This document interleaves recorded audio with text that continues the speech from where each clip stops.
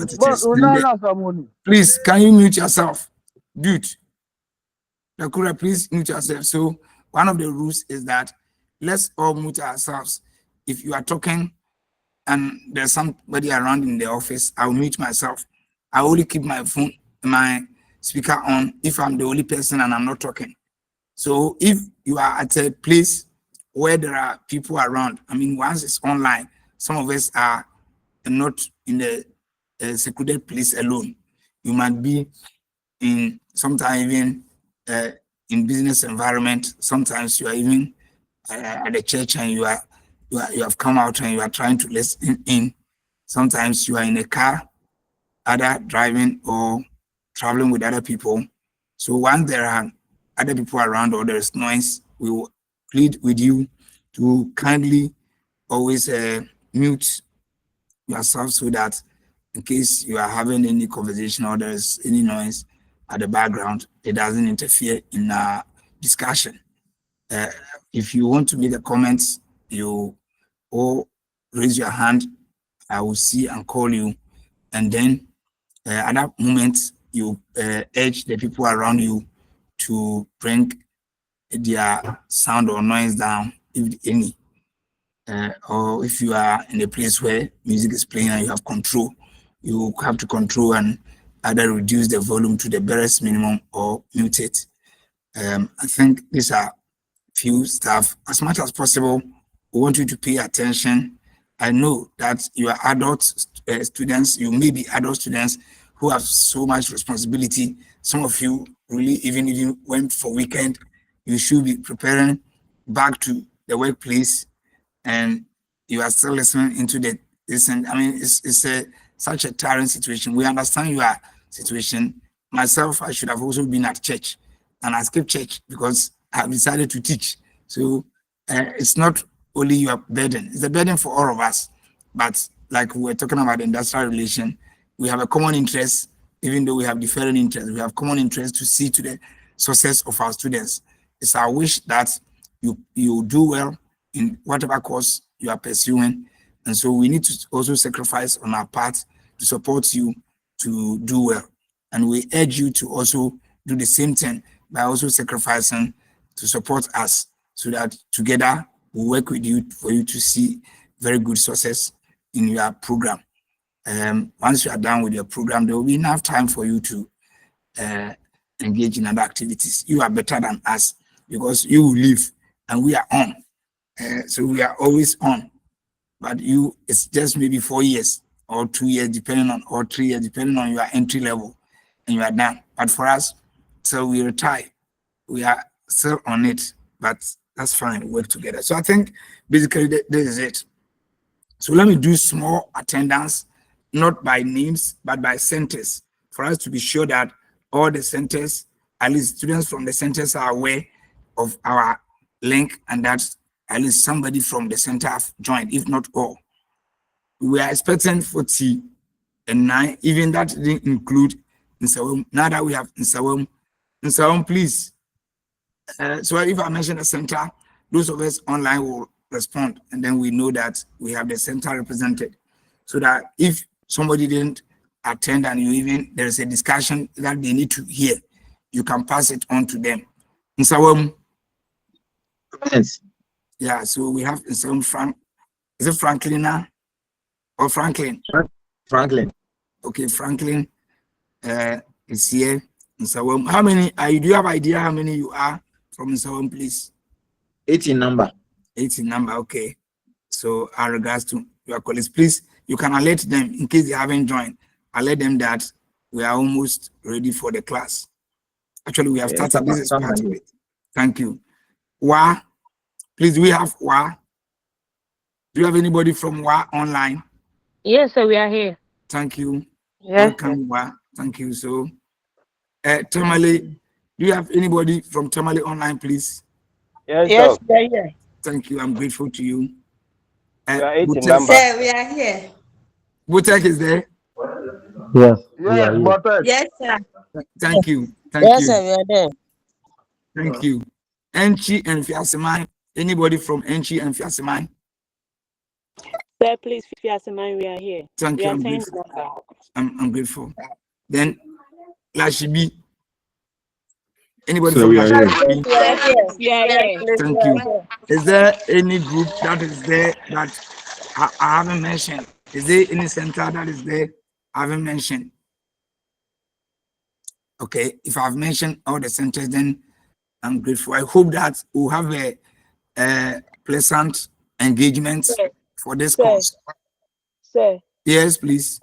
Sir, please, Fiasaman is different from Inche. But Yeah, that is right. Okay, I mentioned it as if they are one center. Sorry. Yeah, but So Fiasaman is different from Enchi. Please, do we have anybody from Enchi here with us? Enchi. So it means we don't have anybody from Enchi yet. If perchance anybody knows anybody from Enchi, other than that, I'll inform the office that we didn't have any student from Enchi joining during the discussion. So let me note that one. We have Nsawam joining, but Enchi not joining. Okay, that's fine. Thank you for the information. As I said, I hope we'll have a very good engagement that will be beneficial, mutually beneficial to you and me. For me, my duty is to, I'm a coach, to coach you. I'm not to teach you. I know that you know. I mean, as even today at basic level, we only lead, coach, direct. So that's what I'm doing. I'm not teaching you. So I will not pretend as if I am the one who is going to teach and that you don't know anything. These are business students who have pieces of ideas and knowledge about basically everything we are saying. But for the purpose of a course, it has been put together in a certain way. So that is what exactly I'll be doing. But I will not pretend that I'm the one who is going to introduce you to anything and that you don't know it. I mean, this is level 400 business students who have studied several courses up to this level, and therefore permit me to just be your coach or your mentor or your leader. But we will teach and learn together, and therefore I expect to get your feedback. I'm therefore happy for your involvement so far. It's unfortunate our numbers are on the low side. We're supposed to be 49 plus in 7-8, making 57. Unfortunately, we have 18 at the moment, but we can't continue waiting further. We will start, particularly when every center, with the exception of Enchi, has somebody online. I'm sure in case of any vital information, they can get it. With this said, and with your permission, I will start straight away. So, as I have already stated, this course is industrial and employment relations. And actually, as I indicated earlier, labor relation or industrial relation is very important because of the fact that we are looking at labor relations. The course also look at labor relations, nature of industrial relation. We look at labor relations because anywhere people, employers and employees meet or exist, there is also industrial relation because since the industrial revolution, I mean, in your HR, you learned about in your early part of the industrial relation course, realize that jobs started initially, it was just like craftsmen.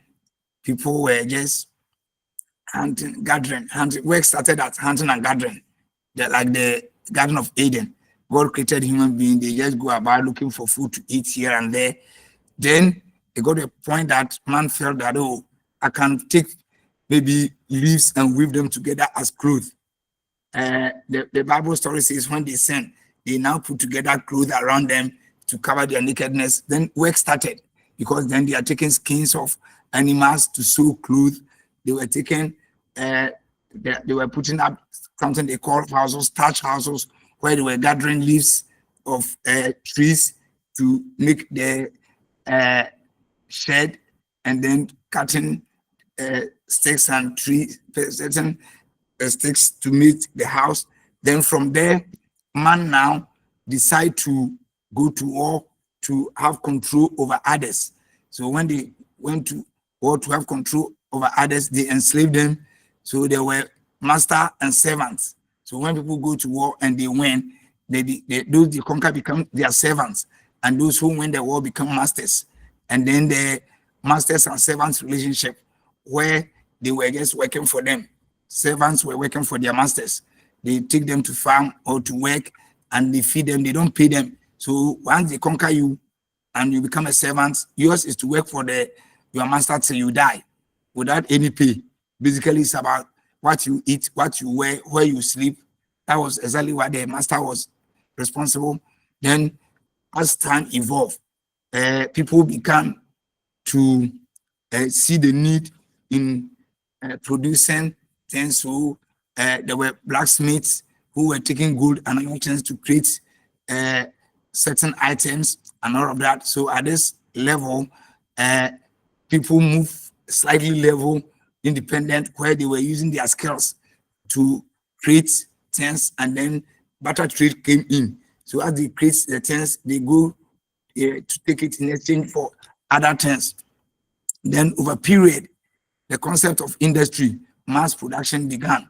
And then at this point, people were now selling their skills. So it is no more slave. If you needed somebody skill, you engage a person, pay him or her, and then he works for you.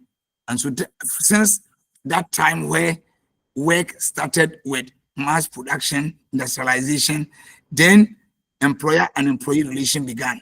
We move away from master servant to now employer and employee relation. And that is where our course comes in. Right from the day that the employer and the employee had engagement, and it ceased to be master servant, and it became employer, the owner of the business calling employer who was bringing capital on board. Then the worker in the organization called employee, who was bringing his labor to bear, whether skilled labor or semi-skilled labor or unskilled labor, or they were termed as employees. So now there's a relationship between employer and employee.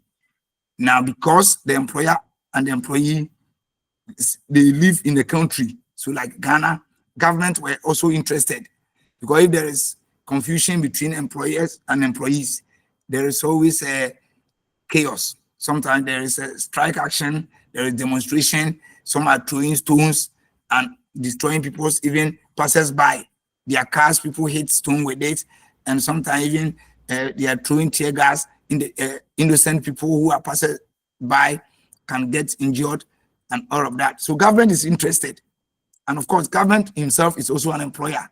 Some of us who are government workers, like myself.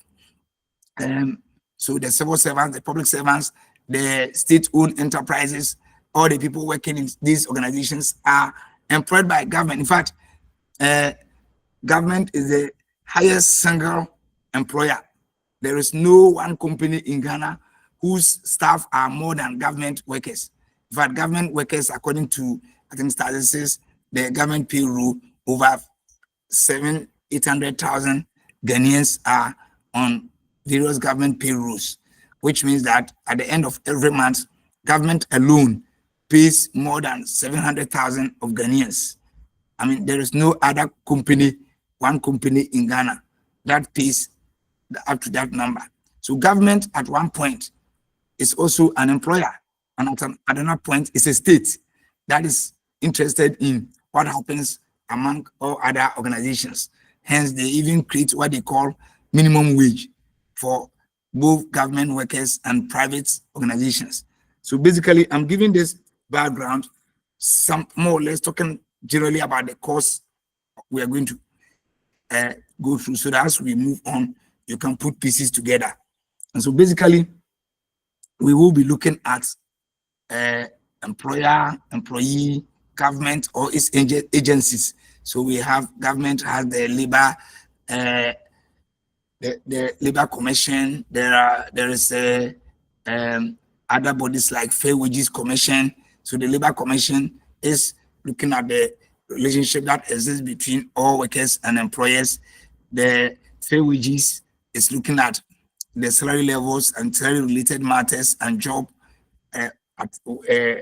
schedule of job, hours of work between government workers who are on the single spine salary structure. And so basically, these are the kind of things that we are going to look at. So I tried putting the book you have in slides, so as I go through, if we need to look at, so that as with all what I've said, what we'll be looking at today basically is overview of industrial relation, meaning of employee relations, perspective of industrial relation, the conditions and principles of healthy industrial relations, significance of healthy industrial relations, the parties that benefit from healthy industrial relation. If we have time on our side, we may attempt the other unit that is looking at the three key parties: government, employer and their association, employees and their union, government and its agencies. If time is on our side, we'll look at that. We'll try to move a bit faster. Yet we will touch on whatever we are supposed to touch on. In case I'm moving faster than expected, please draw my attention. And in case you need clarification at any point in time, don't wait for us to go throughout. Just put up your hand. I will pause and then, yeah, Obed, your hand is up. Sir, please, I hope by the end of the lesson you will share the slides with us so that we can. Oh no, as I told you, this slides is basically the book. You have the soft copy of the book, isn't it? But I can share with you, but it's basically the same. Yes, and I didn't actually take anything out of it because it is the whole country, and I am handling only the centers I mentioned. Other colleagues are handling students in other centers. I don't intend to give a slide that is entirely different. Students will concentrate on it, and then we are setting a common question, and the questions may differ here and there. So what I've done is that I just try to put the content of the book, so to aid a presentation for you. So I can share with you, but it's basically the same. But the only thing is that is put in a bit of smaller amount, and therefore the font size is large enough, and also the points are broken down so you can read easily. So in that case, I will share with you. But like I said, it is basically the same thing. So if I give it to you, don't say, the man just picked the book and gave. Yes, I picked the book and gave, because if I were to be the only one teaching you, then I will give a slightly different slide with some of the things here, maybe the general comments out. But here I wanted to let you have everything. When it comes to the discussion, the examples and the details will now come in. That is where, if we say things that makes you understand clearer, then you jot your own notes in your jotter to now make much more meaning to the discussion. But I'll share with you. That's fine. Okay. So let's now move on with this background said. We are now ready to move to the course itself. So I think I've said that, the work is fundamental to human being. I think I've given that background, how work even started, right from when man was created up to where industrial revolution came in, and then man began to now work as employee. These slides speak to those things. These slides.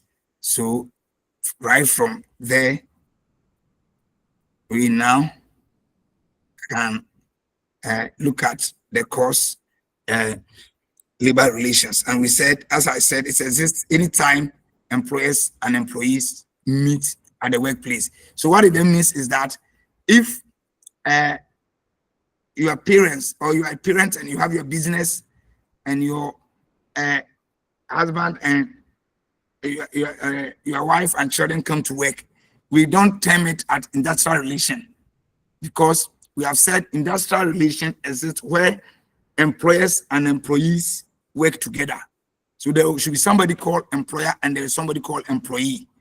And therefore, if there's a maid servant who is living with you, and that relationship has payment, then the maid servant is an employee and the family is an employer. But where your own children are staying with you and they are taking, maybe if a maid servant or a cook is engaged to cook for the family, that is a employment relationship. But if an adult child is engaged to cook for the family, that is not industrial relation. Industrial relation must bring a relationship that ensures that there is one party called employer and there is another party called employee. And that is where, so there's always an enterprise, there's always a business. And that relationship, as soon as it comes, then we have what we call employment relation. So let's take note. If you go to stay with your uncle in Accra, and they are working and you are helping them, maybe they are even doing business, but there is no formal engagement, but you have just visited your uncle and he has a business and he sends you to be driving the car around, distributing the items and the rest. We can't term it as industrial relation. But if you are engaged as a driver, put on the pay slip or payroll, at the end of the month you are paid and your salary levels are determined, then we see that as an industrial relation. Then we see that as industrial relation. Okay, so we need to acknowledge that fact also. Others have defined, other people have defined industrial relation. So we may look at one or two people who have looked at industrial relation. One of such people is Richard Heyman, 1975. He says that labor relation is on how conflict is contained and controlled rather than how disagreements and disputes are generated. So he is looking at the fact that is the process of control over work relationships. So according to Heyman, when we are talking about labor relations, we are looking at how do we control conflicts? How do we make sure that when the employer and employee come together, there will be no conflict? So whatever he thinks that the whole idea of industrial relation or labor relation is to ensure that there is no conflict. There's a conflict-free work environment. Then there's Alan Flanders, who is also looking at it as the study of the institutions of job regulation. So he says that anytime we are talking about industrial relation, it's about job regulations. We are studying job regulations. And of course, what is the essence of the job regulations? To know that there are laws that regulate the do's and don'ts, hours of work. How many hours should somebody work in a day? How much should somebody be paid? Leave matters. How many leave days is the person entitled to? What kind of leave is available? Is it maternity leave? Is it annual leave? Is it sick leave? So salary increment, promotion guidelines, retirement packages. So he also thinks that if there are welfare issues, maybe other allowances. Some organizations are talking about hospital allowance, health allowance. So some of them are registering their people for the health insurance. Some have special health allowance they pay when their staff are sick. So for Flanders, he says that industrial relation is interested in all the regulations, how people should be employed, how adverts should be made, how to ensure there's no discrimination at the workplace and people are treated equally and all of that. So he thinks that the whole of industrial relation centers on regulations, learning of regulations. And so anytime somebody says, I am talking about industrial relation, that person is interested in job regulations. That is Flanders. Unlike Heyman, who says that it's about making sure there is no conflict. And of course, they have something in common. Because if you are ensuring there's no conflict, then it means there are rules and regulations. Everybody's obeying the rules and regulations very well. In that case, there will be no conflict. So basically, they are both talking about the same things. And so other definitions are also talking about employers, employees, unions, and government coming together, and its agencies. How do they the interplay or engagement among employers, employees, and government or its agencies is also the study of industrial relation. Once we are interested in the relationship that exists among employers and the association, employers have association. So they have Ghana Employers Association, for example, is an example of employers association. Then workers or labor or workers also have unions. For example, Trade Union Congress of Ghana is a union of workers. Then governments and its agencies. I've already mentioned Labor Commission. I've mentioned Fair Wages Commission. So generally, we are looking at the relationship that exists among all of these people. So that is it. Basically, when we are talking about industrial relation, that is what we are referring to. Any comments, any suggestion, any clarification from anybody? If you want us to touch more on something, you have something you want us to hear you. Okay, so if there is no comment, then we move on to look at what we call, Aduko. No, so I'm just saying that we are good to go. Okay, it's that's well fine. Understood. That's why I'm just giving the thumbs up. That's fine, I'm grateful. Thank you. So yeah, welcome. So you see some of the things we are talking about that in industrial relation, we talk about better wages, safety at workplace, job security, collective bargaining, training at workshop and at workplace, which may include other normal study leave or seminars that we attend. So all of these things, we are interested in it. Okay. And then for the employer, he is interested in productivity. He wants to ensure there's conflict resolution, is there employment laws work in place. So we are looking at all of that. Okay. So we are looking at nature of industrial and employee relations. And we are saying that we need to ensure a thorough understanding of HR policies and processes. If you want to look at industrial relations between employers and employees, then you need to have an idea of the policies or HR policies. What are some of the HR policies? Please, what are some of the human resource policies that at our workplace, those of us who are working, please, you are the masters, so you are the practitioners. Some of you who are working, you are the ones who have the experience. So some of the things we are talking about, if you need to provide evidence or example at the workplace, you may decide not to mention the company's name, but you may decide to use a situation and create a pseudo company and mention a name and target as a company and give it to us.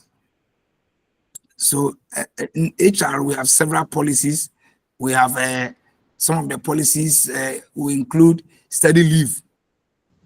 I mean, some of them even they are looking at the nature of study leave, whether part-time study leave with pay, full-time study leave. Some of them, they are talking about study leave without pay.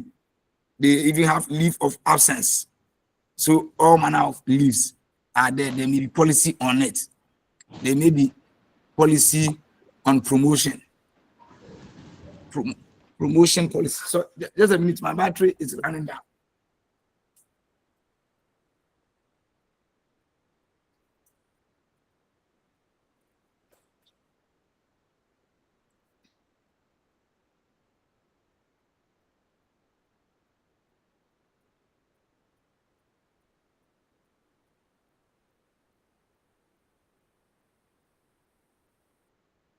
I'm sorry, my laptop battery was running down, so I had to connect it. Okay, sir.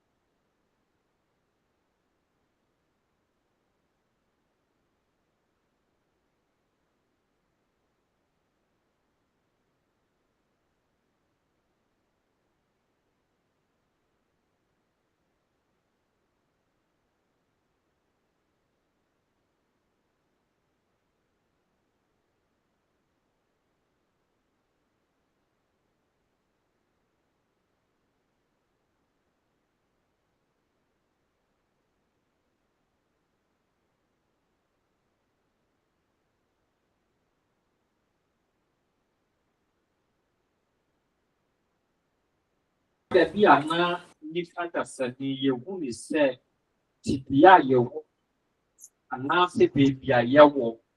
And I said, near my attire, son of.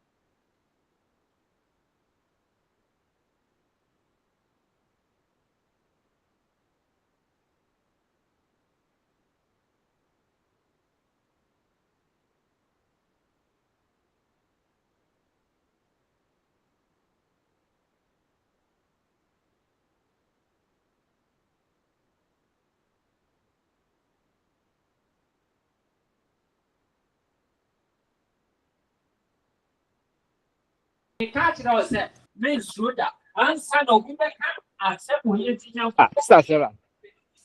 Situation now, may know you and my legs for no young walk at your home.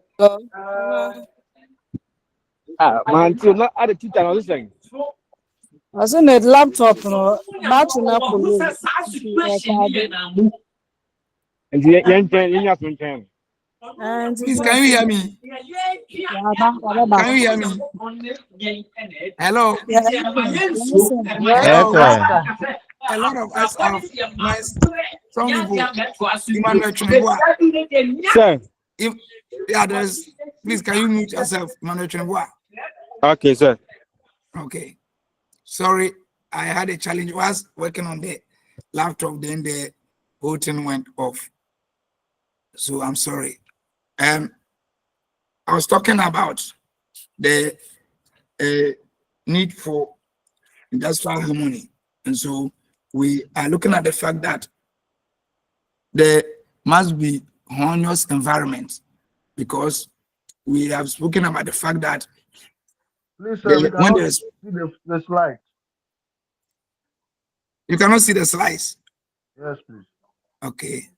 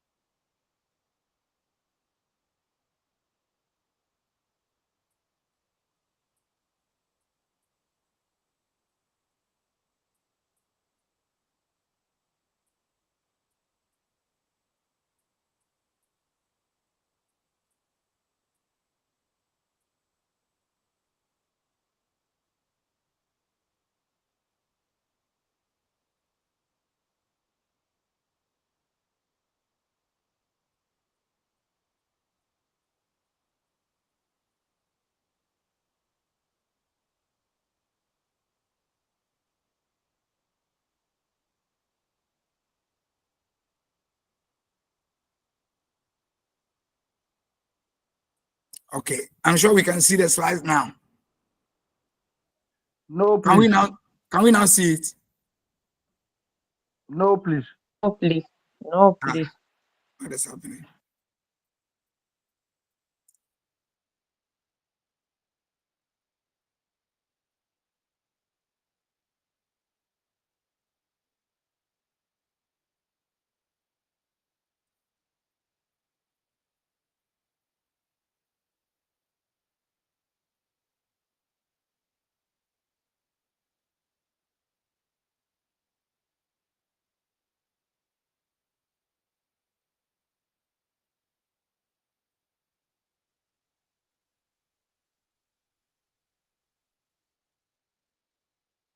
Can you see it, or you still cannot see it? No, sir. We can't see.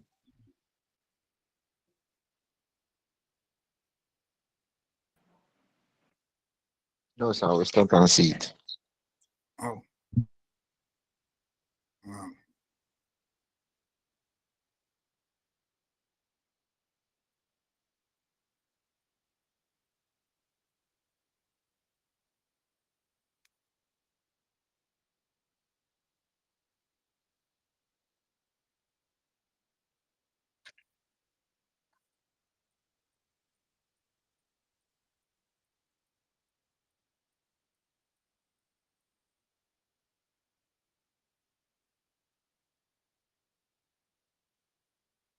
Please, you still cannot see.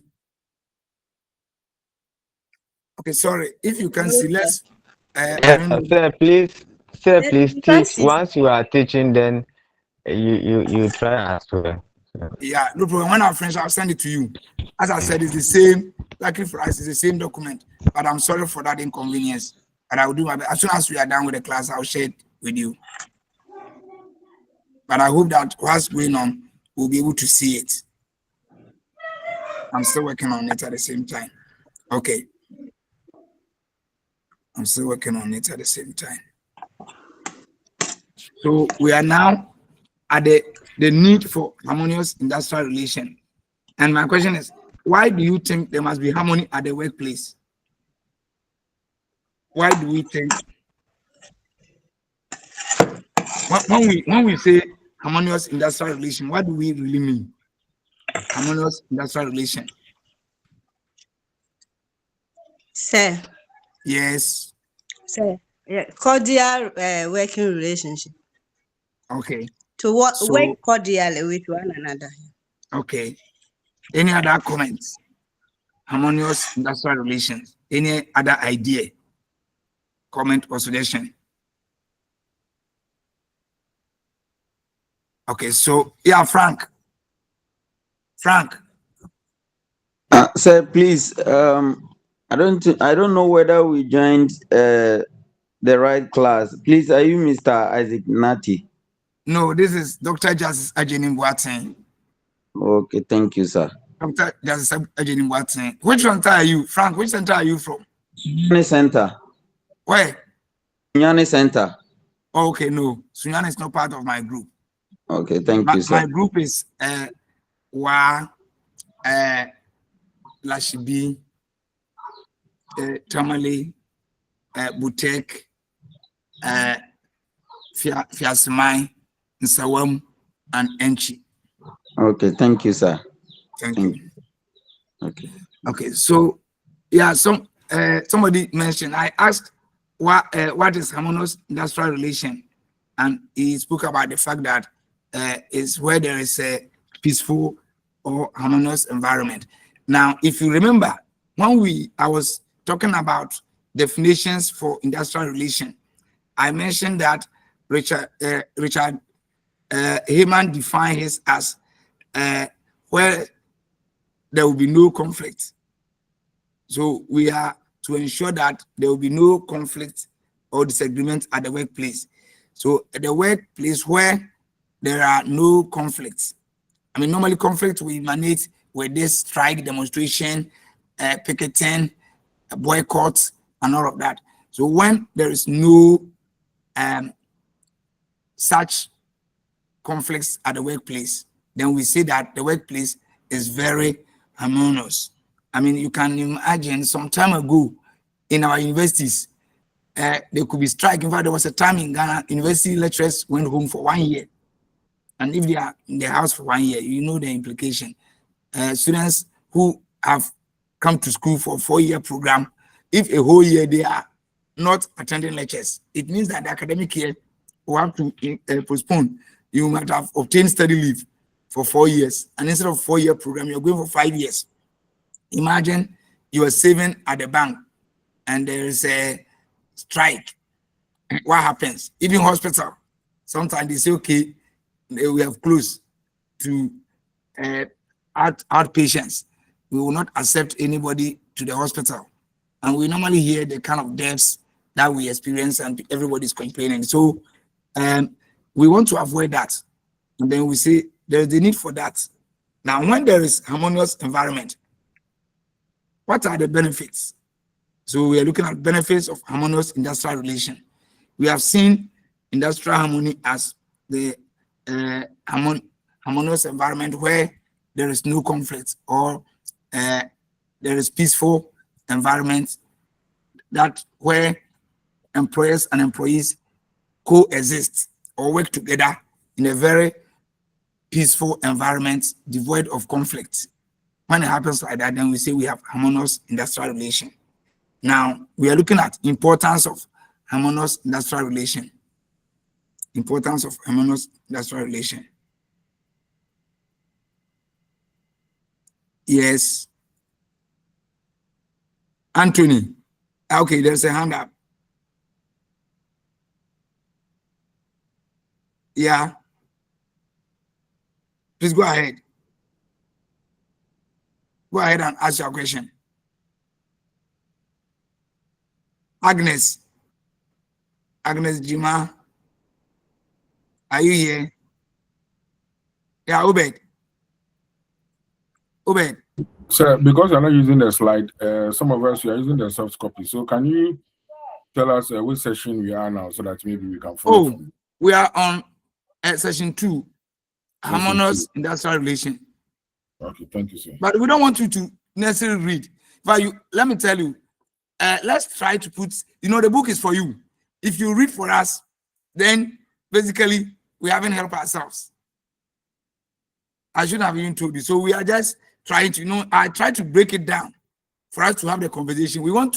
The essence of this class is to interact for us to appreciate what is in it. So we have said that where the workplace is peaceful, and we say if the workplace is peaceful, how important, what are the benefits?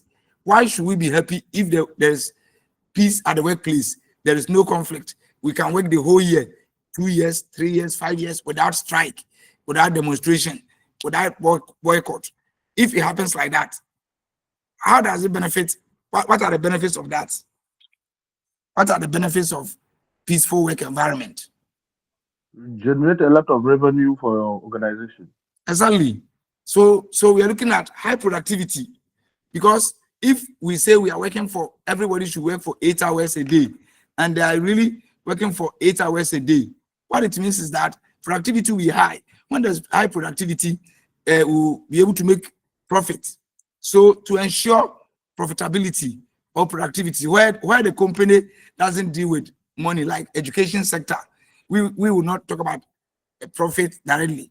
If it is a businesses environment like banks that needs profits and even to pay dividend, in other service delivery like hospitals or like education sector where we are providing service without making profit, what it then means is that there will be, if it is hospital, we'll be able to take care of our patients by giving them good health without experiencing unnecessary deaths that take place as a result of strike. If it is the teaching environment, students will do well. So there will be high productivity for companies or organizations that require profit making. They will make profits. What else? What else? So let's break it into employee, employer, and government. So the employee, why is it benefit? Why? What are the benefits of peaceful environment to the employee?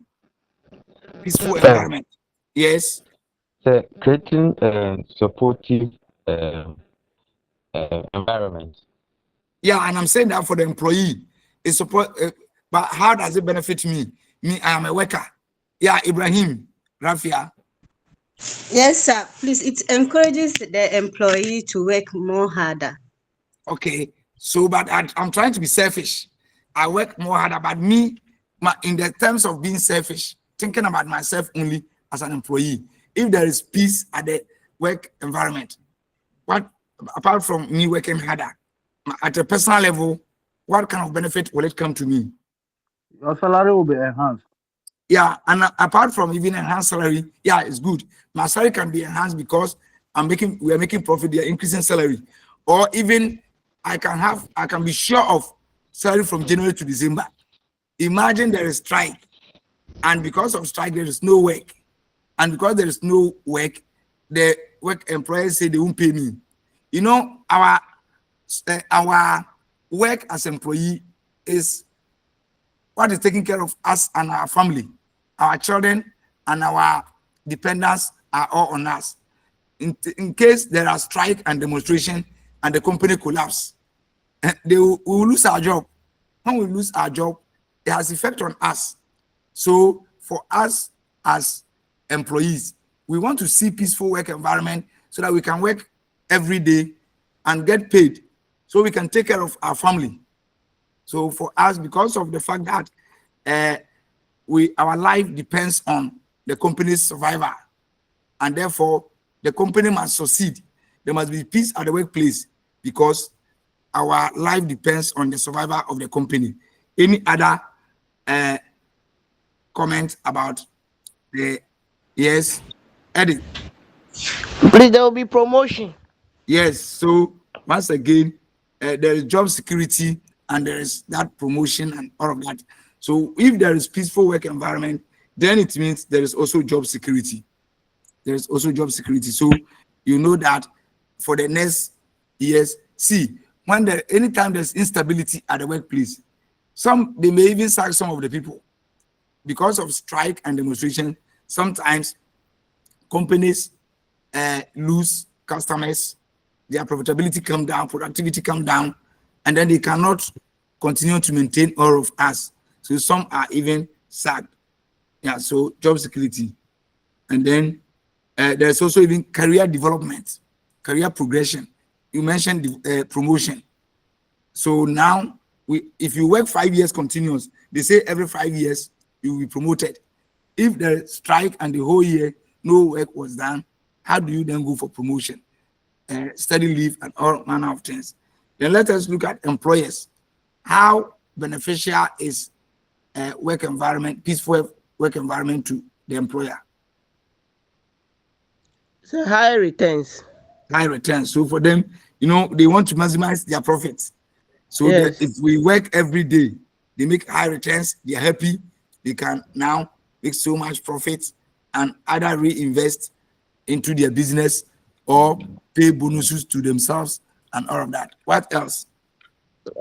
Social responsibilities. Yeah. So it also allows them to also take care of social responsibility, and that enhance their corporate image. Imagine you are working in a company, every month there is strike. Every month. I mean, some professionals, we don't want to mention names, but every year you expect strike from them. Every year. There will be no year they won't have strike. And imagine you are working in that work environment. I mean, it doesn't give honor to your work. So if you are in a work environment, and in this work environment, once there is peaceful environment, employees are happy, employers are happy, the business gets good image, and then employers are happy that my company. Imagine you are in company A. Yeah, Obed, O2. Ahead of their competitors. Exactly. So, I mean, they always, because of that corporate image, they are preferred. They are preferred. Everybody wants to work with them. Because imagine it's a banking business where customers take their salary from there or their accounts. And then anytime they come, you are on strike. Month has ended. Workers' salary have been paid. They are coming to collect their money, and your bank is on strike. I mean, if you don't take care, that same day, people will go to their employers and transfer their salary from your bank. Edith, your hand is up. Yes, sir. Your hand is up. Yes, I have a point. Yeah, please go ahead. The creation of employment. Yeah, obviously, it will create employment opportunity because there will be expansion. The company will expand because, see, imagine there's let's say you started with one branch in Accra. If the people work hard, you get more customers. You want to create a new branch, you have more customers, and let's say you are in Achimota, operating from Achimota. Now customers are coming from Dansumai. They are coming from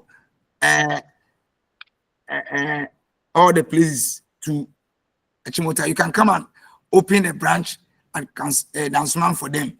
Then the next time you realize that even the Dansumai branch, there are so many people coming from another branch or another area.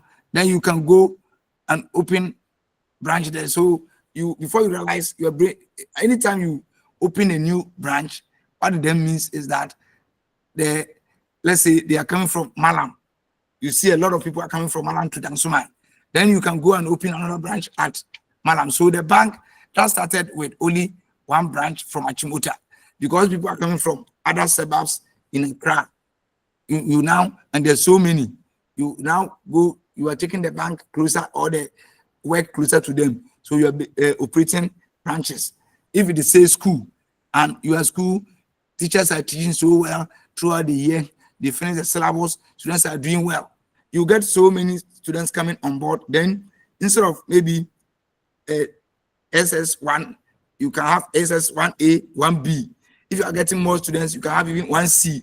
So the more clients or customers you are getting, the more people you are engaging, and profitability will also increase, and then you can protect your investment as well. So I think that is it. How about government? Government. How should government, how is a peaceful work environment beneficial to government? So it reduces unemployment rate in the country. Exactly. So if it reduces unemployment, and then when everybody, in fact, the biggest headache for every government globally is lack of employment. So if people, there is peaceful work environment, workers are working hard, employers are opening more branches, then there will be unemployment reduced. What else?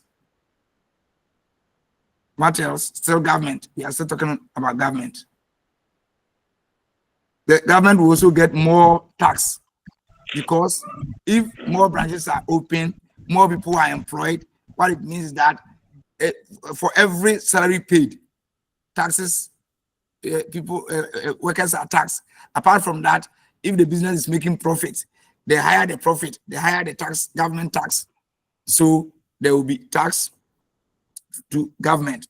And in fact, there is political stability. See, when there is so much strike in places, it can even lead to political instability. If there is unemployment, some of the Sahel countries that experience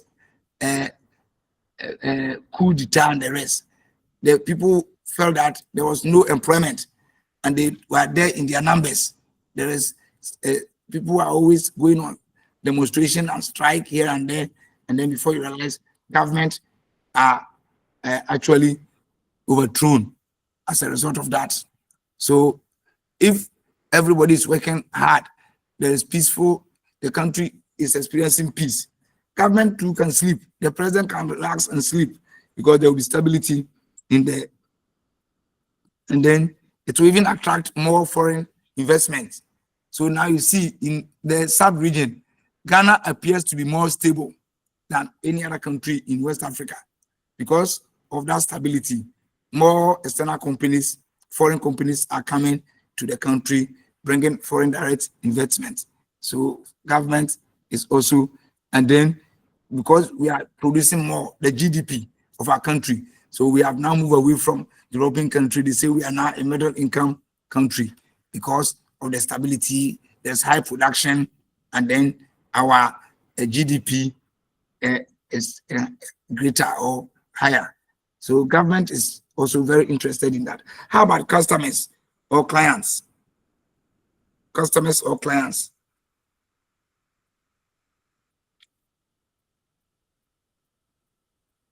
Customers or clients?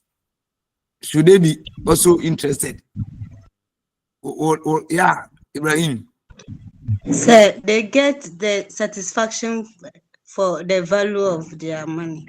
How do they get satisfaction of the value of their money? If there is a peaceful working relationship, companies would have produced a quality of products which the customer will be happy to purchase. Yeah. Because anytime the employer and the employee are both happy, it means they are both doing the right thing. And when they do the right thing for the employer, his interest is to see that his employees are producing quality products. So if it's a teacher, let's say he has opened a school in Accra, a model school, Montessori school, the owner wants to see the teachers being punctual, teaching throughout, making sure students are doing well, students are passing their BC, or if it's SHS, WSC. So if the employer is happy and the employee is happy, it means there is quality teaching in that school. And so the customers will be very happy. But imagine the teachers are always absent, the students are scoring 0%, and the employer is always changing teachers. Some schools, every term, they are sacking teachers and employing new teachers. So even the students are not familiar with them. So parents are not happy. The same thing with other institutions. Imagine you go to bank, and in your bank, almost every time you go there, there's a new manager, there's a new project manager, there's a new accountant, because every 3 months, employers resign and they are engaging new people. You will not be happy as a customer because their services are not good. Till you go there, the people are not even serving you better. So when there is peace at the workplace and the employers are happy, it means that our employees are doing well. And when employers and employees are doing well, there will be quality service delivery to the client. What else? So apart from the high quality product or service, what else?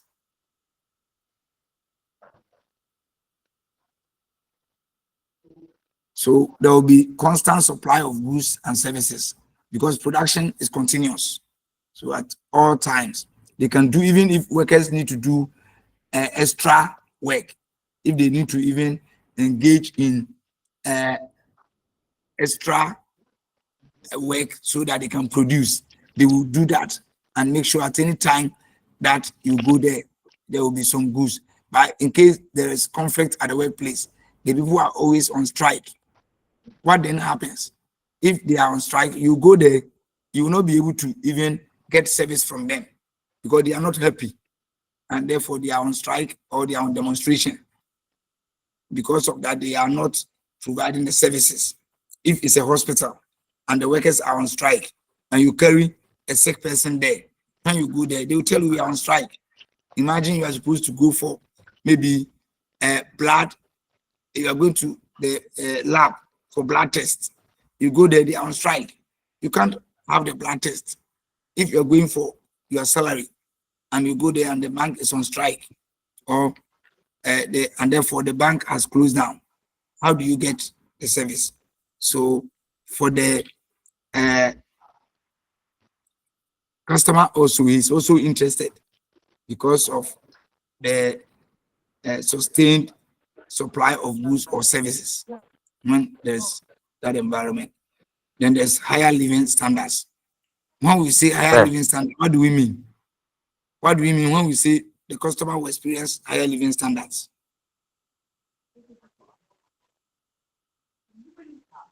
You have enough money to spend.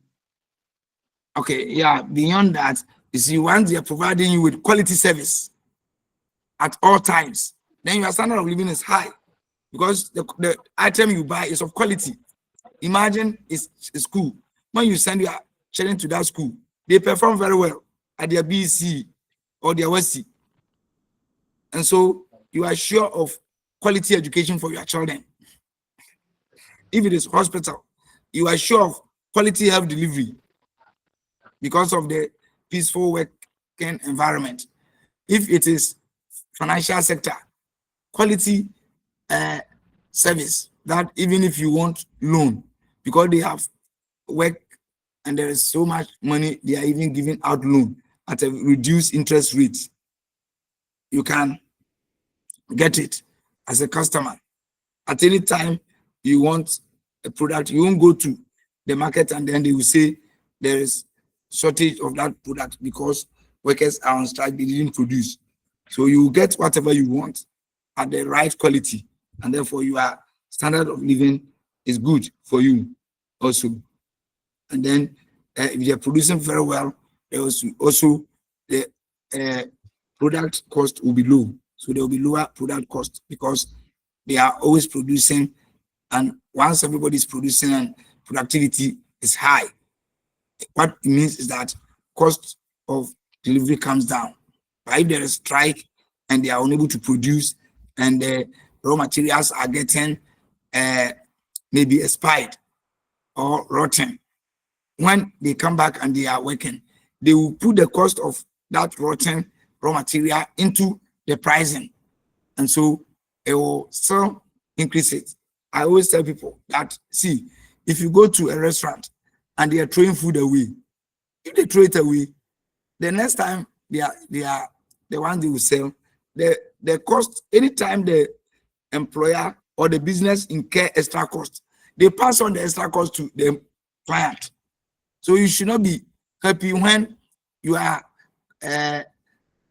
clients or suppliers are incurring cost, because any cost they will incur, they will pass it over to you as a customer, because who will pay?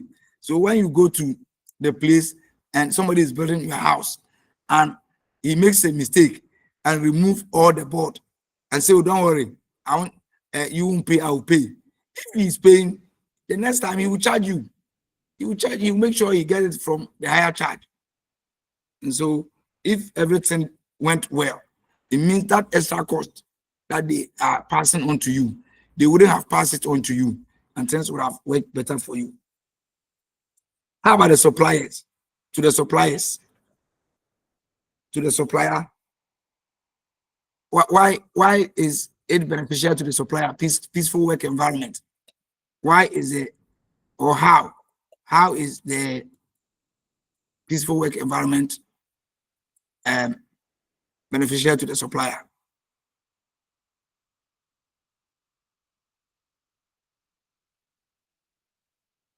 Yes, Obed.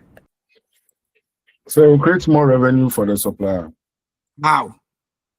So if, let's say, in a factory setting where a supplier is supplying, let's say, raw materials like maybe boxes for a product, because the working environment is peaceful, they are able to, the company is able to work more, and then we'll need more materials for the products to go on. So it will create more revenue for the supplier as well. Yeah, very good explanation. So once there is continuous work and the business is producing more and you are the one giving them raw materials, what it means is that they will ask for more raw material, and then your productivity, you too, you supply more, and therefore you make more profit. So every supplier, imagine you are the one who is supplying the school desk. Once the school is expanding and they are engaging more teachers, they are admitting more students, they will ask for more furniture, office furniture, and more students' furniture. But if they are not doing well, parents are taking their words from there, and the student numbers are reducing, and they are sacking some of the lecturers or teachers. They won't come for anything extra. Imagine it's a restaurant and they are producing quality food, and therefore they are getting more customers, and you are the one who supply them with either tomatoes or rice.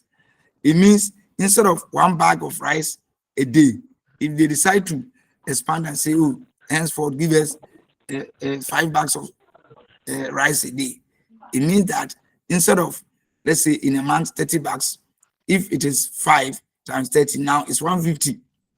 So you can imagine that because of their high productivity and their output, instead of supplying 30 bags of rice in a month, you are now supplying 150 bags. So it means that you too, you are interested, and you should pray that the business that you are supplying them will always be peaceful and work hard and increase productivity. How about the community? Community in general, the society or the community. Why should they be interested in peaceful environment? Yes, Oswald. Yeah, they should be happy because when the company makes enough money, they also in turn help the community, social corporate responsibility. They also use Yeah. the money to do certain jobs around the community. Yeah. So the community also enjoys corporate social responsibility. Maybe, most companies, as part of their budget for the year, they make provision for corporate social responsibility. Sometimes they are either building clinics, they are constructing or building boreholes for them.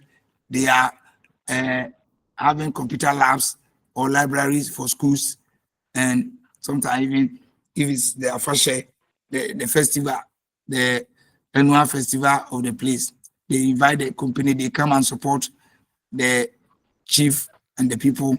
So they also make provision. And if those companies are not doing well and they close down, some time ago, there was Standard Chartered Bank in Cape Coast, and then they closed down. So if they close down, at the end of the year, if Omahene is having festival, you can't write to them for sponsorship. But if they are in town and they are working here, you can ask for sponsorship, and they may come and do 1 or 2 things to you. So as businesses, if you are in a community, whether you are an assemblyman or you are a chief or you are a leader in that community or even a citizen in that community, it's in your best interest that the businesses that are operating in the community, they prosper, they do well. There must be peace to help them work and make profit, so that you can also approach them for support if they need be. So as we sum up, let's mention the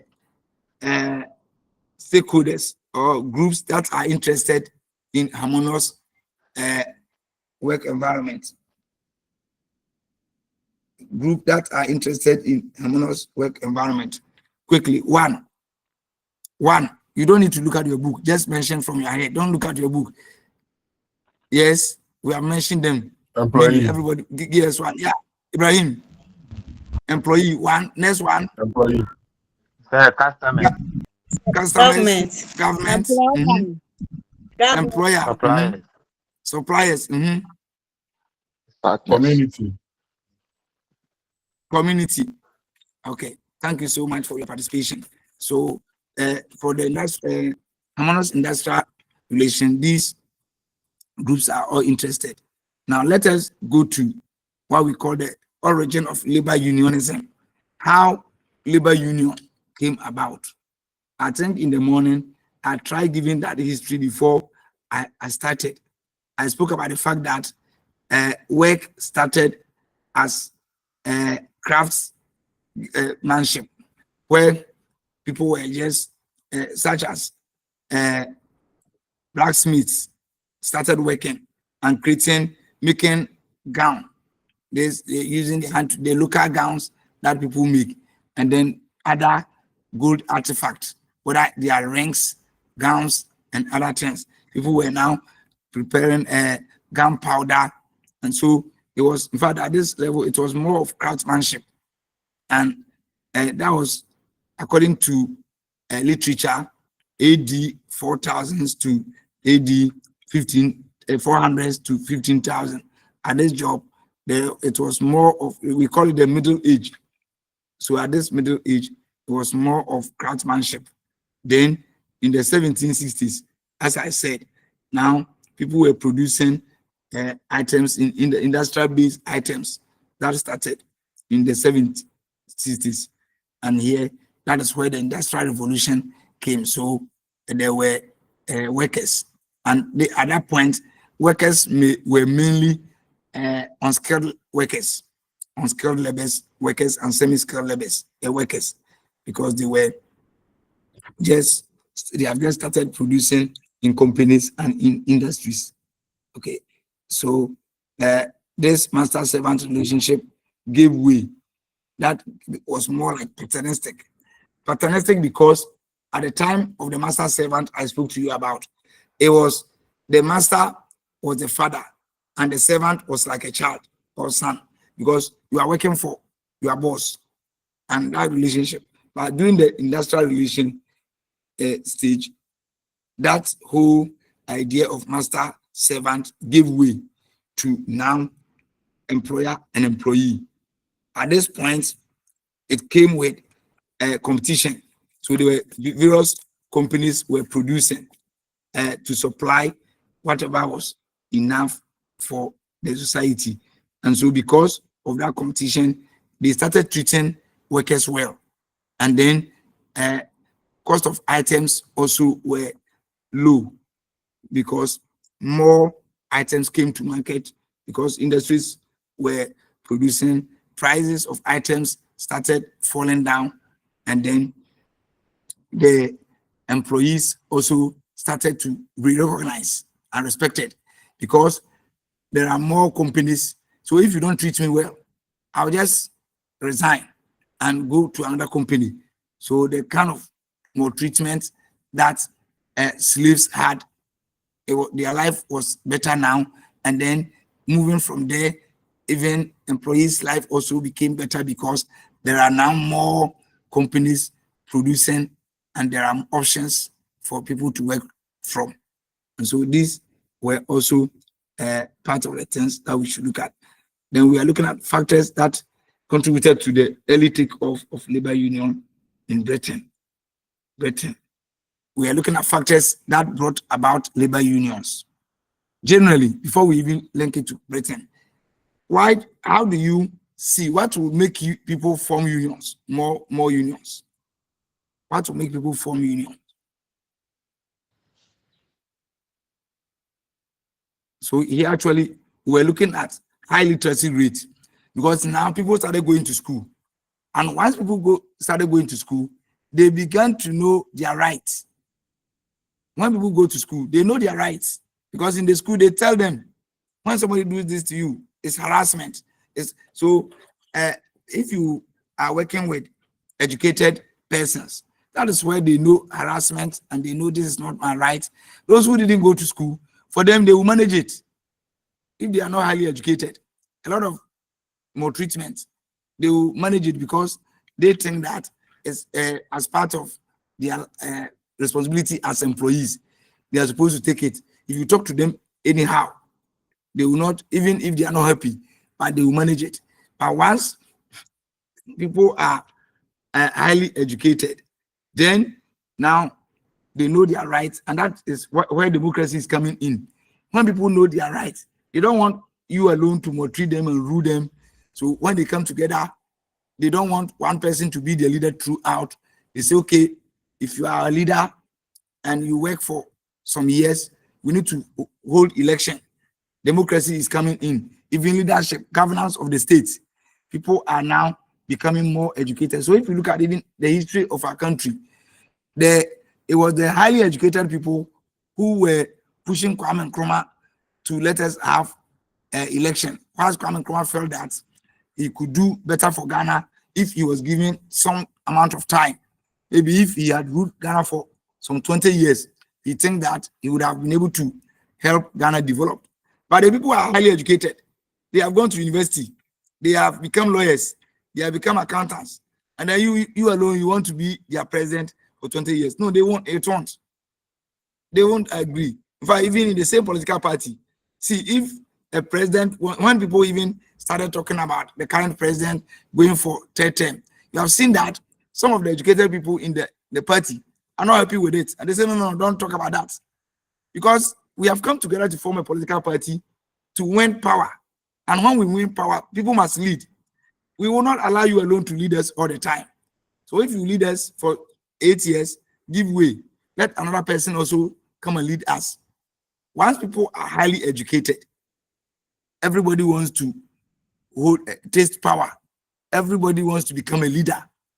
And so these things brought about not just only election at the governmental level, but at the workplace too, unionism, coming together, having power, having say at the workplace.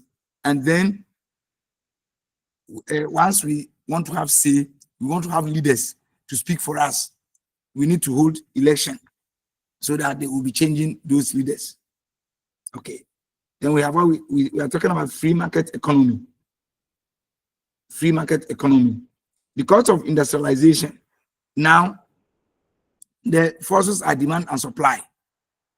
People are producing, there are more companies coming up, entrepreneurs are becoming many, and therefore there is the need for laws to be established to govern the work they do.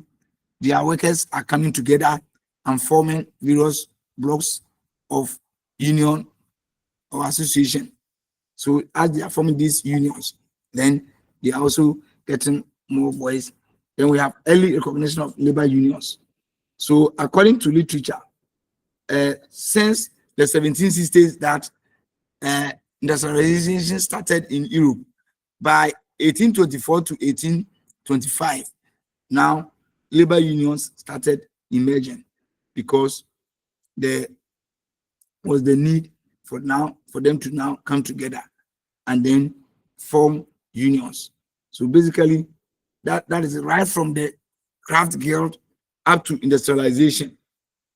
There was the need for unions to, and today I think union has become so many in Ghana, according to the Labor Act.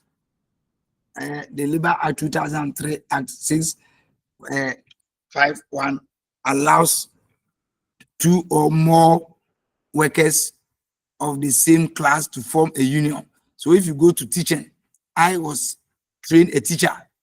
So as a teacher, when I completed training college over 30 years ago, all what we had was NAT. So even when you come back from you come from school and they post you, whether you like it or not, automatically you are a NAT member. But with the law now, they have created what they call NAGRAT. Some have also even formed concerned teachers.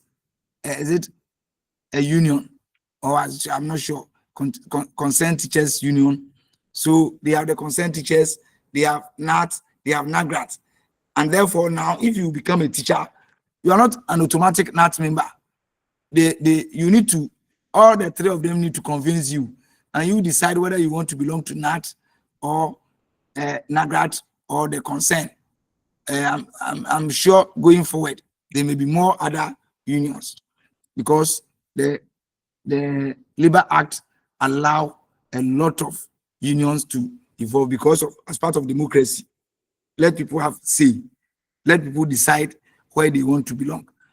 Look, so over the period, the unionism, because of democracy, because of literacy rate, high literacy rate, people now feel that if you are not serving my interest, then I will not belong to that union.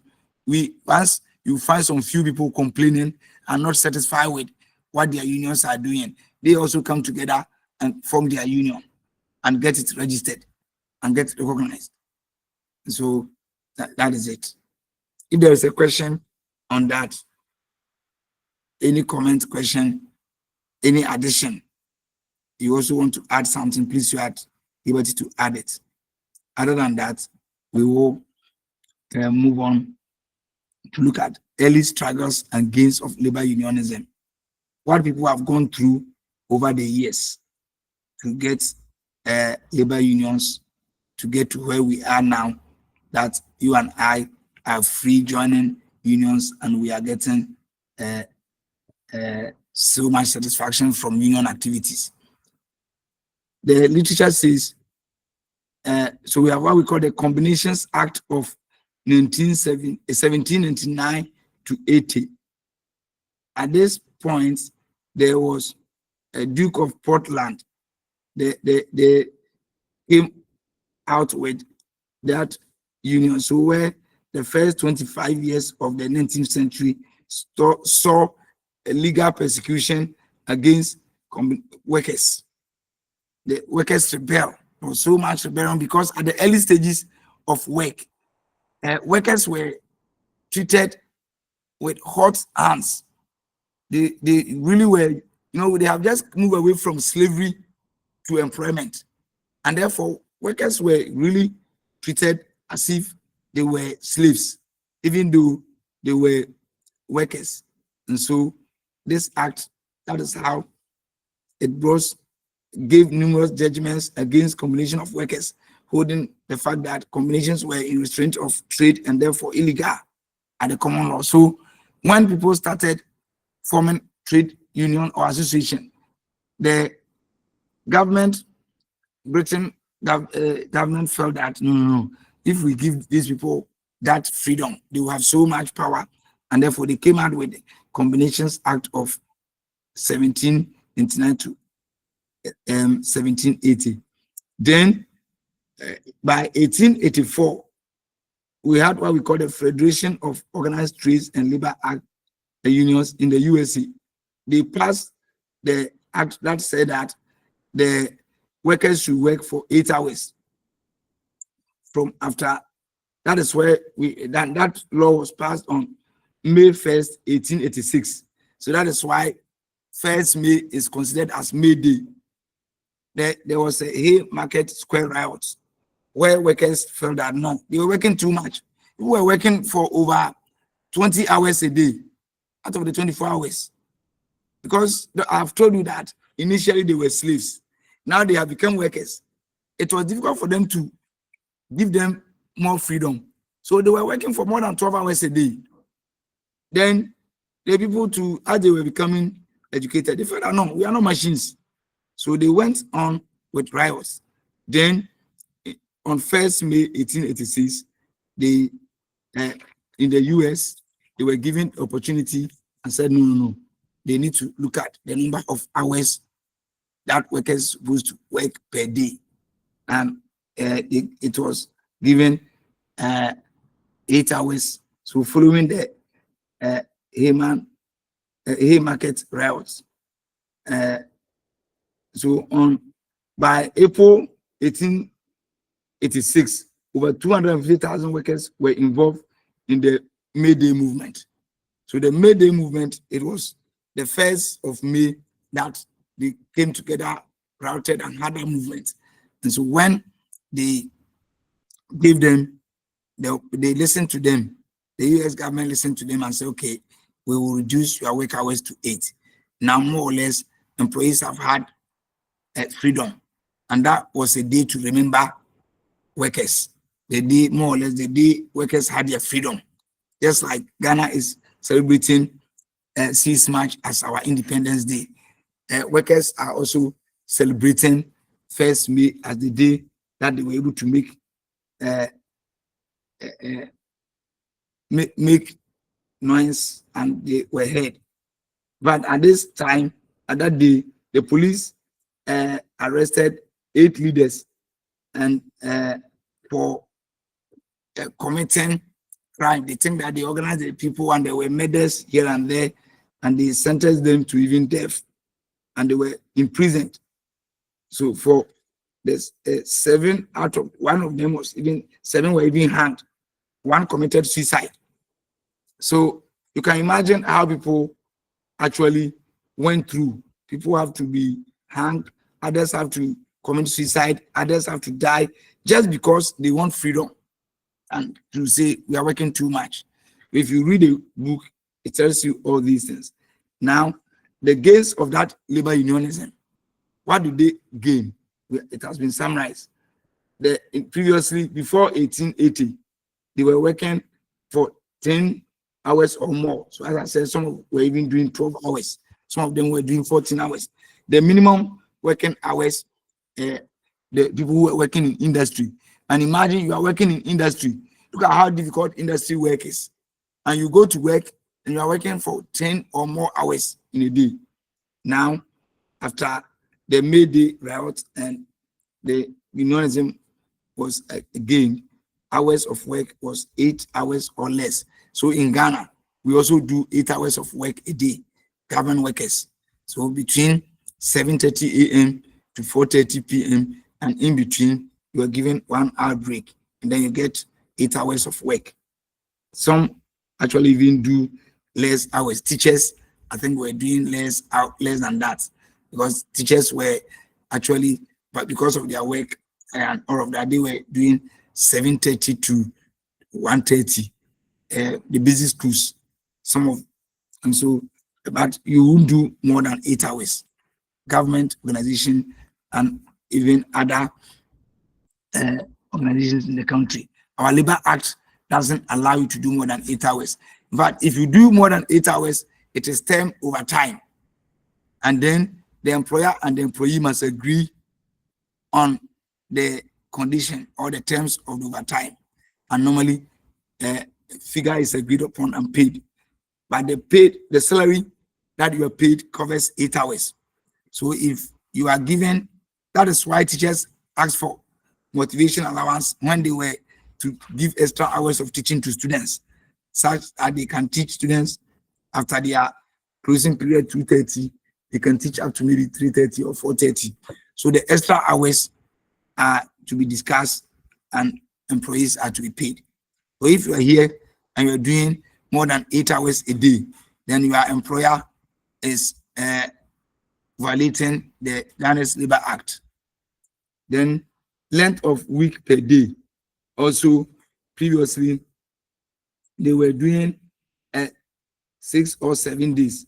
In fact, Ghana used to even work on Saturdays. Ghana was doing 6 days a week.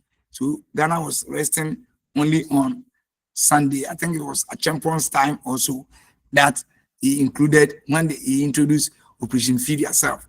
Then he included Saturday also as a holiday or the day off.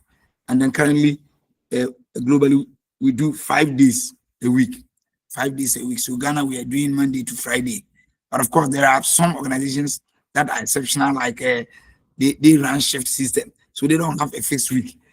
But even within the week, they're doing 5. So police, the health workers, and the rest. The nurses, some of them will not have the fixed 5 days on the slot. But generally, we are now doing 5 days in a week.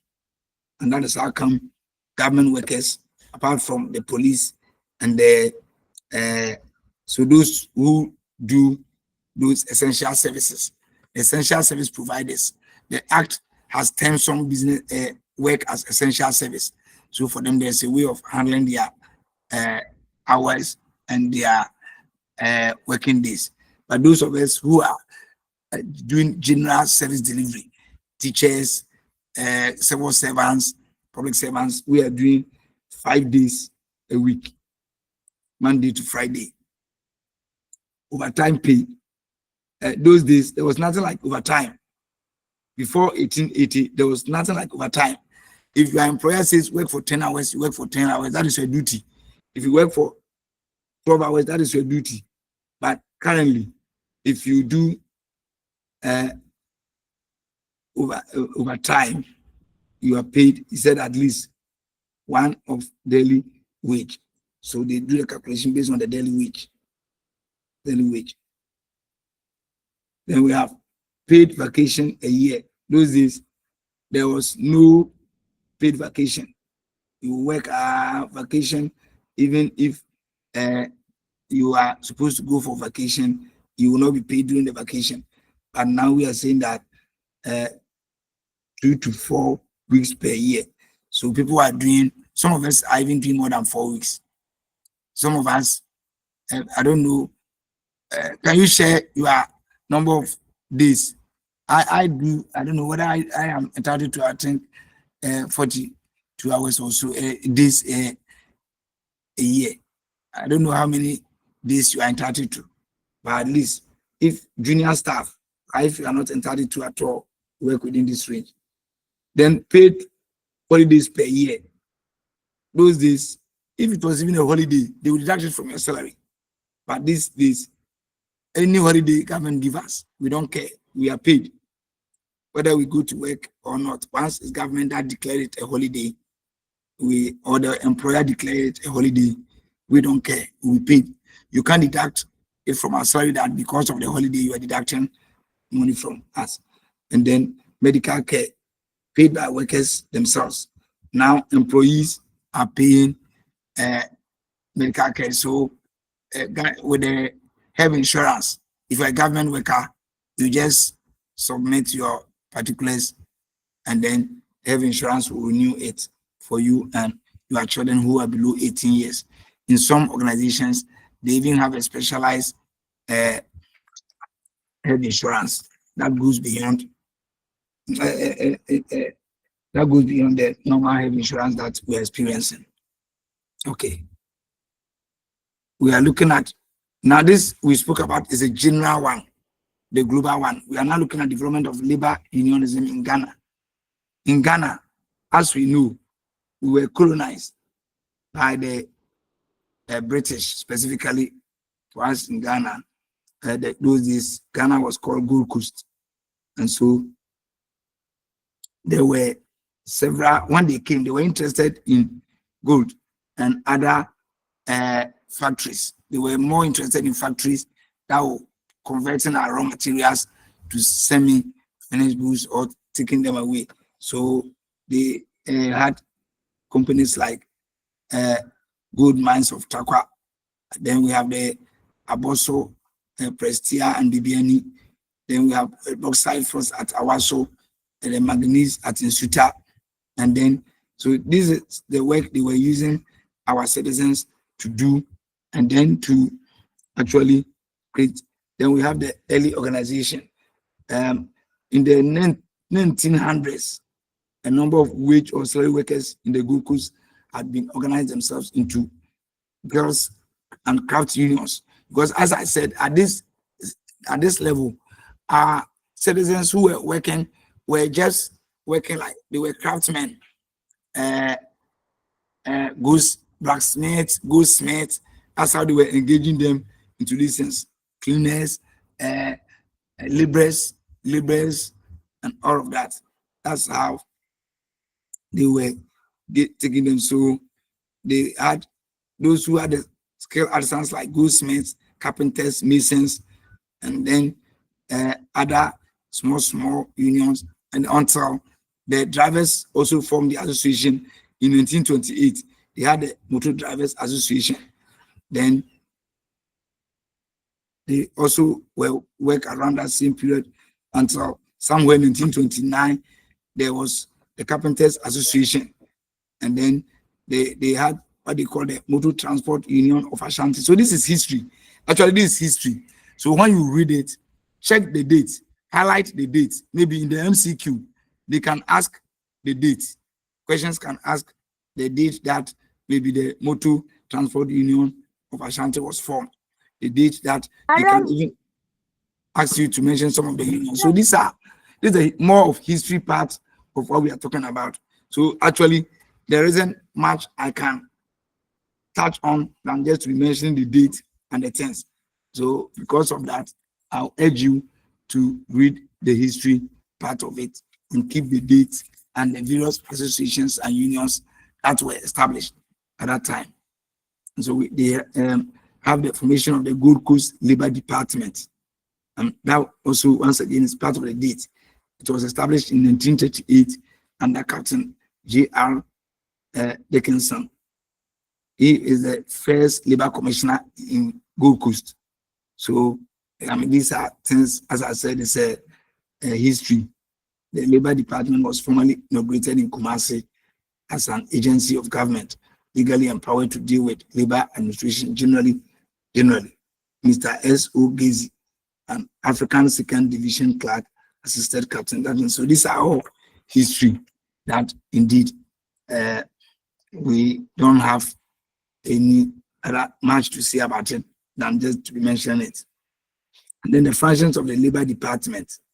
So when they created the labor department, does this in Kumasi. So we said that the first labor department, in fact, if you go to Kumasi from Accra, if you're going from Accra and you get to, is it a Asafo roundabout, or there, on your right, you find the labor office there. And that labor office is the first labor office in Ghana. And its functions included for the employer-employee relations in general. As we said, they were tasked to ensure that anytime employers and employees had issue, it was just like the modern day labor commission. Those days, they call it labor department. Okay. Then inspection and examination of labor conditions generally, and making suggestions related to labor. So they went to the workplace, inspected and make sure that the condition of service, the working condition was good.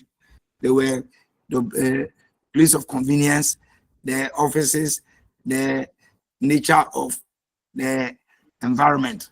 They were looking at all those. The surveying of legislation pertaining to labor. So they also work on making laws, helping laws, examination of the position of lowly paid workers, how they treated the lowly paid workers. So this, as I said, these are all actually history related part of the course. So you need to read. Other than that, it will become a bit boring to you, because this is not something you express your opinion. This is something that has to do with dates and functions. So I'll urge you to read this portion yourself, make time and read, and where you need to highlight dates and some of the things, highlight them because they may be MCQ, the objective question. You can ask such questions, and therefore when they ask, don't say you didn't know. Challenges of labor unionism in Ghana. This unit is looking at labor union challenges. Here, even though it goes with dates, but there are things we can look at. So we said lack of recognition and financial weakness. So before 1941, trade unions did not enjoy any legal recognition. So they were together, but there was no law. So the employers could decide not to recognize you. You couldn't meet. If you meet, they can even sack you. So it was until 1941 that Ghana started recognizing the unions in Ghana. Okay. Then we have the division in labor front. Of course, as we said, even when they created the labor unions, there were divisions. According to literature, the Gold Coast trade unions, which was established in 1945, made up of railway workers, which was led by Mr. C.W. Techimenson, who was their president, and a group of workers in the secondary area who were unemployed at the time as a result of the general strike. This group had formed a parallel union, which they called the Ghana Trades Union Congress. And this one was, so there were two unions. There was a Ghana Trades Union Congress, and then there was Gold Coast Trade Union Congress. Imagine. And their front were divided. I spoke to you about the modern one, where the early life of the unionism, we had for teachers in Ghana, it was NAT. And in the recent years, the NAGRAT was formed, and the concern. And when there are multiple unions among the same workforce, what happens is that their front is divided. Sometimes, interestingly, you find that they say NAT is on strike, NAGRAT is working. So schools are not, you can't close schools down, because once there is a NAGRAT member or concerned teacher in that school, if NAT is on strike and they say we are not on strike, the work will go on. So the essence of their strike is not felt, because the essence is to close down the school so that parents will put pressure on government, so that government will listen to you. But now your front is divided. Once your front is divided, some are on strike, some are at work, unless at a time when all the splinter groups decide to come together to take a common or joint action. And then leadership hostilities. At this time, in fact, the early people suffered. They suffered. Some of them were actually government treated them badly. I mean, it was one of the things that people had problem with Kwame Nkrumah, because the strike action at the early, but even before that, the early strike action actually came together to form support Kwame Nkrumah. So if you look at actually what led to our independence, I would say that it was unions. So because it was the 28th February, it was workers who had gone for the Second World War. The soldiers who went and came, they felt that they were not treated well. So if you look at our independence, those soldiers who were marching to the castle and they were shot, that brought confusion, and then they set the committee and all of that. They played a major important role in the independence of our country. Unionism played major important role in the independence of Ghana. But sometimes when we are saying it, we say it as if it was only the political power that gave independence to Ghana. It's not true. It's not only the political power. It wasn't only Kwame Nkrumah and the CPP that got us, because the soldiers who were marching and they were killed, they were not part of CPP 10. They were union members who were fighting for better service and were more treated. So sometimes our history, if we don't read it well, people will twist it, and all of us as Ghanaians have allowed our history to be twisted. But unions played a very important role in the independence of Ghana, if you look at it. So those were the hostilities they went through, to the extent that the early union members or workers were actually more treated by the colonial master or the colonial government. Then we have the abolition of the Ghana Trades Union Congress. Labor union suffered yet another setback in 1971. So when in 1971, with the abolition of the TUC, in this year, the government passed a new Industrial Relations Act to abolish the TUC. So government saw, because the unions were very powerful and they could destabilize you. But if there was a coup, the people will use workers. The soldiers will use workers. They will take advantage of workers' instability and say, President, move away. So even if you look at the sub-region, almost all the coups, workers, that is why government is so much interested in harmonious work environment, because they were all part of the challenges that if you don't take care, you can take away your governance. So if you look at it, that in 1971, there was another abolition. So I think this brings us to the end of our Unit 1. We will want to just go over few things, or just to remind ourselves few things that we have said. The first place, I want to open the floor if there is any question or comment. We ended the last two sessions more of history, but you need to pick that history about how unionism, the global level, and then in Ghana, how it started and how we have ended. Our next level will now bring us into the parties in the industrial relations system, where we look at workers and their trade unions, and then the government and its agencies, and then the tripartite and all of that. Our next unit will take us there. But let me ask for favor from you. In fact, I have a serious funeral. My father was a polygamist, so the first wife has died, and the funeral is on Saturday. I need to travel to Brownford to attend the funeral, and I'm sure Sunday I'll be returning to Cape Coast. If it's possible for us to have 2-hour period between tomorrow, Monday, and Thursday at your convenience. Anytime you give me, I will comply.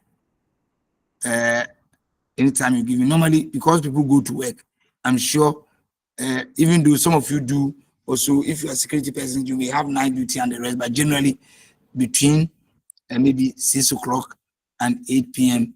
if it's convenience for any of the day, or between 4 o'clock and 8 p.m. if it's convenience. Course reps, please discuss and alert. I'm sure we are all on the WhatsApp page. Is that the case? Are we all on the WhatsApp page? Oswald? No.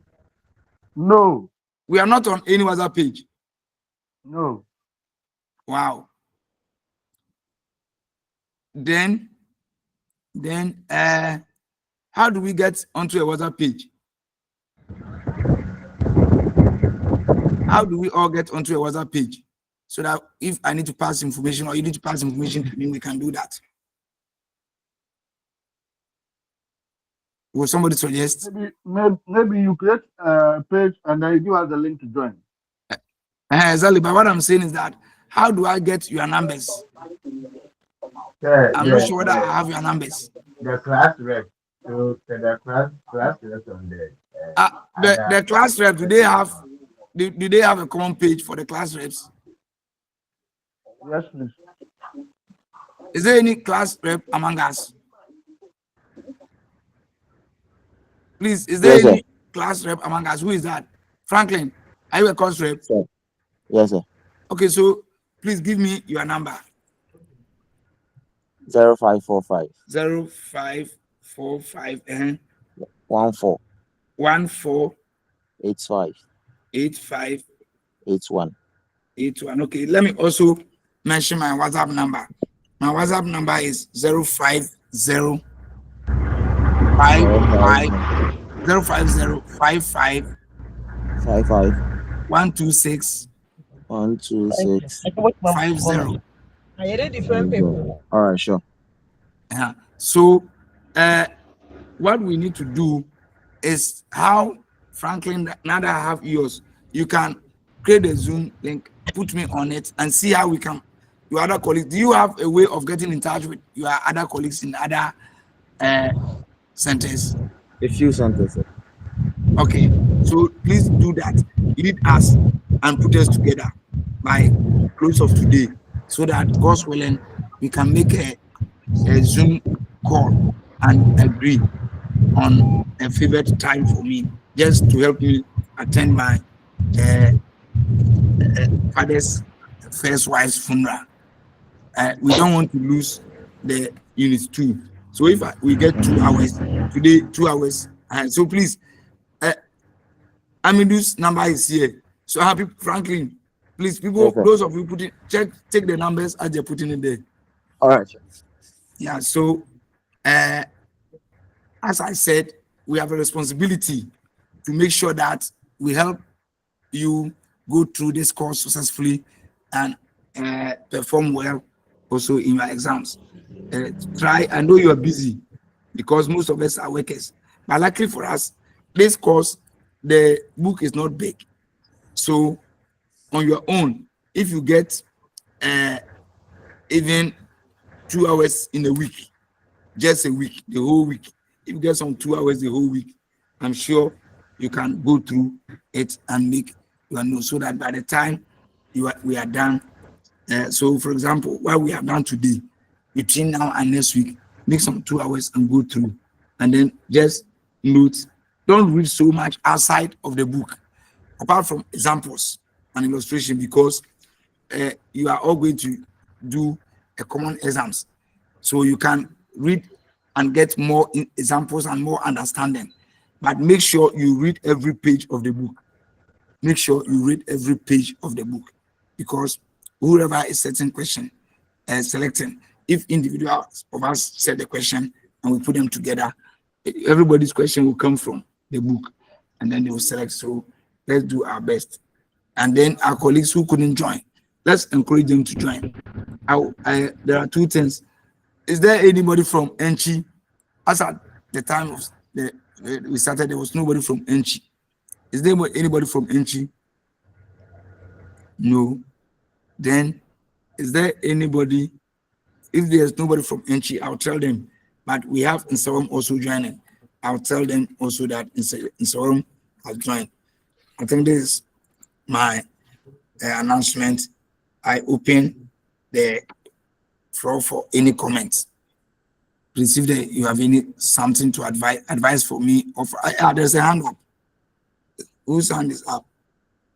If there's any advice or suggestion or comment, please, the floor is open now.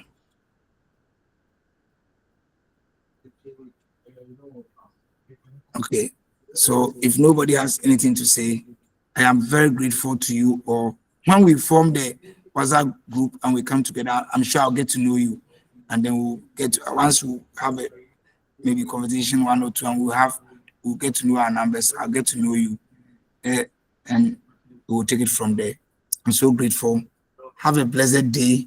I don't know whether this is your last lecture, but I wish you all the best. I'm grateful meeting you. I'm honored. Thank you, and enjoy your day. God bless you until we meet again. Bye-bye. Bye. Bye. Bye.